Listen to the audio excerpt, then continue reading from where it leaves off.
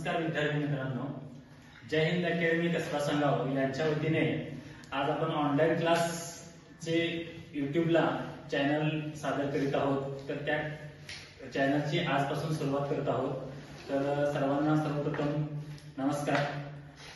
Online क्लासेसची सुरुवात करत असताना एनएमएमएस परीक्षेचे औचित्य साधून एनएमएमएसच्या 8वीच्या विद्यार्थ्यांना ज्या प्रश्नांची आवश्यकता असते अशापैकी एक प्रश्न इथे चूज केलेला आहे। त्यापैकी चक्रवाढ व्याज या धड्यामधील हा प्रश्न आहे।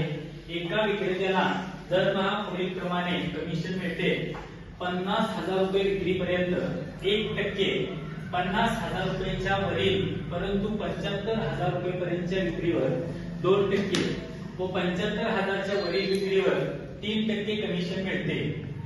एका महिन्यात 80,000 रुपये विक्री झाल्यास विक्रेत्याला एकूण किती कमिशन मिळेल? तर ह्या प्रश्नाचं उत्तर काढत असताना सर्वप्रथम झालेली एकूण विक्री ही लक्षात घ्यावी लागेल। या ठिकाणी एकूण 80,000 रुपये विक्री झालेली आहे आणि या 80,000 रुपये विक्रीचे 3 टप्पे केलेले आहेत। त्याच्यामध्ये त्या विक्रेत्यास 50,000 रुपयेपर्यंतच्या विक्रीपर्यंत 1% कमिशन मिळणार आहे। त्यामुळे 50,000 रुपये विक्रीवरील 1% प्रमाणे कमिशन किती मिळते हे पहिल्यांदा पाहावे लागेल। 10,000 रुपयाच्या विक्रीवरील 1% काढत असताना या ठिकाणी टक्के जर काढायचे असतील आपल्याला 1% काढायचा आहे। म्हणजे या ठिकाणी 1% म्हणजे 1/100 म्हणून या ठिकाणी 50,000 गुणिले 1/100 करू आणि याचे एकूण किती रुपये होतात ते बघूया। 0 गेले, या ठिकाणी उत्तर मिळाले 500 रुपये कमिशन मिळाले। 50,000 रुपये विक्रीवरील 1% प्रमाणाचे कमिशन मिळतं 500 रुपये। आता याच्या पुढील 500 रुपयाच्या पुढे आणि 75,000 रुपयाच्या विक्रीपर्यंत 2% कमिशन आहे। म्हणजे 50,000 ते 75,000 पर्यंत एकूण 25,000 रुपयांची विक्री होते या ठिकाणी।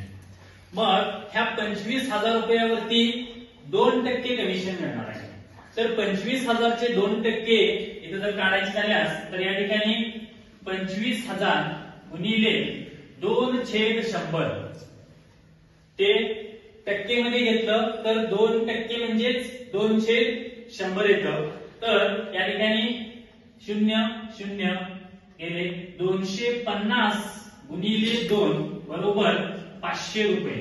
या ठिकाणी 25,000 रुपये रकमेवरचे 2% प्रमाणे कमिशन मिळाले 500 रुपये।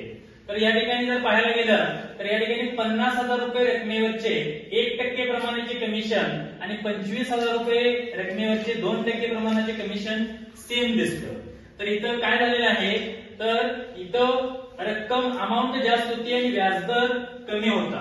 या ठिकाणी रक्कम कमी आहे आणि व्याजदर दुप्पट झालेला आहे।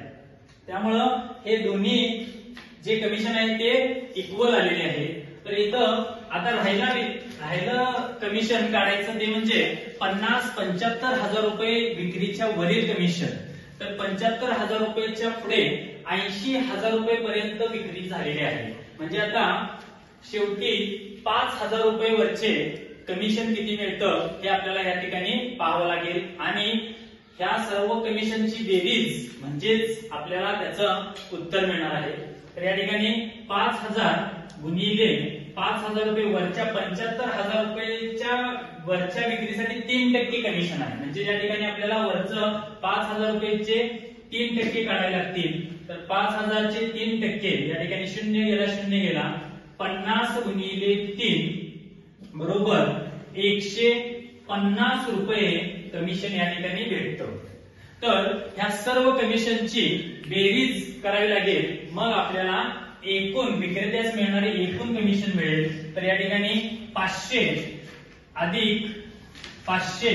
अधिक 150 यांचं बेरीज केली 0 अधिक 0 अधिक 0 0 आणि हे 5 आणि 5 10 1 11 1,150 रुपये कमिशन या ठिकाणी त्या विक्रेत्यास मिळेल। Option number 1।